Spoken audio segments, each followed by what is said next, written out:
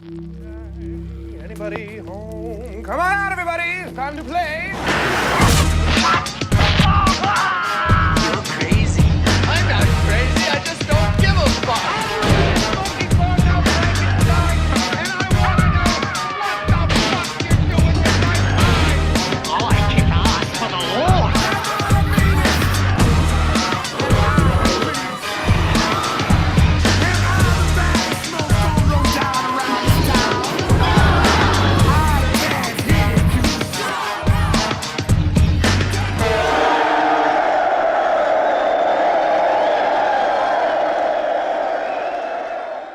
What's up, you fantasy-loving freaks, and welcome back to the Lucid Nightmare. I'm your host, as always, Jay Schatzer, and it is time to do a little showcase video on a really awesome film from the late 2000s that not a lot of people talk about, but it's kind of back in vogue just because of the new Red Sonja film that came out by the same director.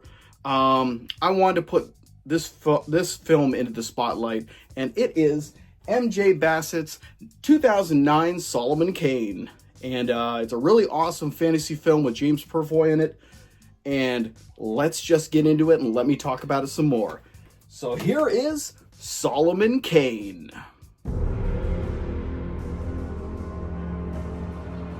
So Solomon Kane is a really, really awesome fantasy film that's not the highest of budgets, but really has a really great spectacle to it. A very vivid feeling world, believable, tangible world of kind of fantasy infused with Puritan kind of elements, really awesome horror elements as well.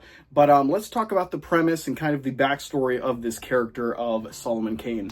It pretty much was created by Robert E. Howard of Conan the Barbarian fame, and it follows a character named Solomon Kane who is a pirate and nasty guy, but then he comes face to face with the fact that his soul is going to be damned for all time and burn in hell. So he renounces violence, becomes a Puritan, and kind of walks the earth, living that life and trying to stay on the path of good. But he is taken out of that path abruptly when he meets a family traveling through the woods, and their daughter, well, they're slaughtered, and their daughter's taken, and he kind of vows to get her back because they were very nice to him, and he was traveling with them for a while. So that's pretty much, he's hunting down this kind of crazy cult led by a guy named Malachi, a sorcerer, who is going to use this girl for one of his rituals, and he is going to save her and kick all kinds of ass. And that's the gist and summary of the film. Pretty simple like most of the Robert E. Howard stories. It's more the world and the characters and just the mythos and stuff that involve in the world that really make the story something to behold. And this one really is something to behold. The effects are amazing for being such a low-budget film. The performances are believable. James Purfoy is pitch perfect as Solomon Kane. You really have sympathy for him. In the beginning of the film, when they show you his backstory, he really is a dickhead, ruthless, and then his change to being more of a pious man.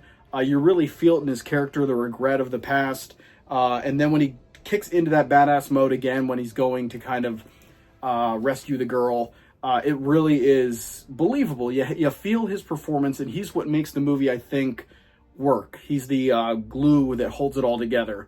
And then there's also some really great supporting actors in there. Max von Sydow plays Solomon Kane's father, Josiah Kane. He's only really in it for a short time, and then he shows up later on. But anything that he shows up in, he does 101%. He just really brings the film up with his performance.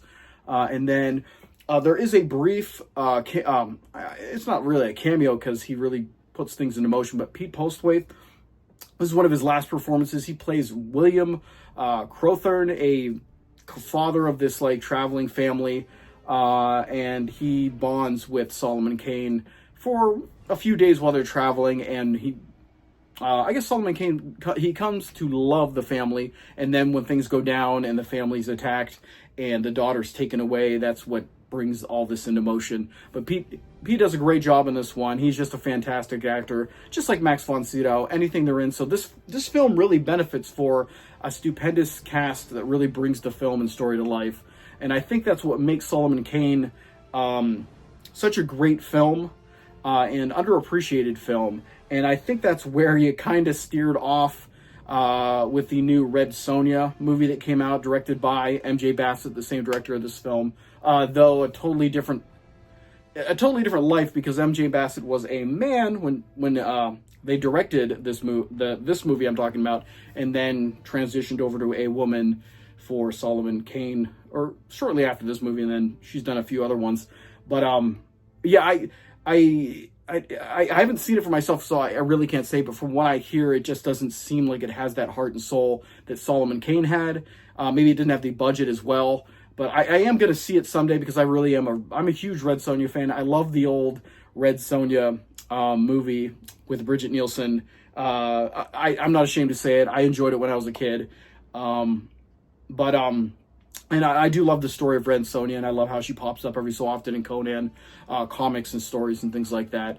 So I will eventually see it, because I love fantasy movies, but I just haven't seen it yet.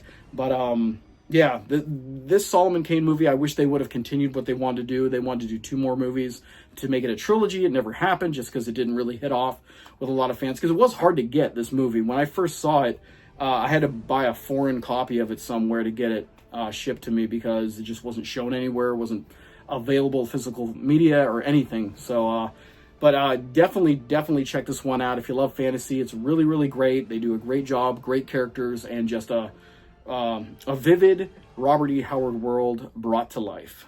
But yep, that's it for this one. So guys, hopefully you liked that one.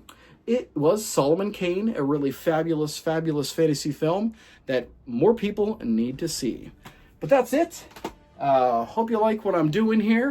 If you do, like and subscribe. If you got a time on your hands, please leave a comment. I love what you guys are saying, and just questions and all kinds of stuff. I love it. I love the interaction between you guys. But that's it for me. So I will see you the next Lucid Nightmare. Peace.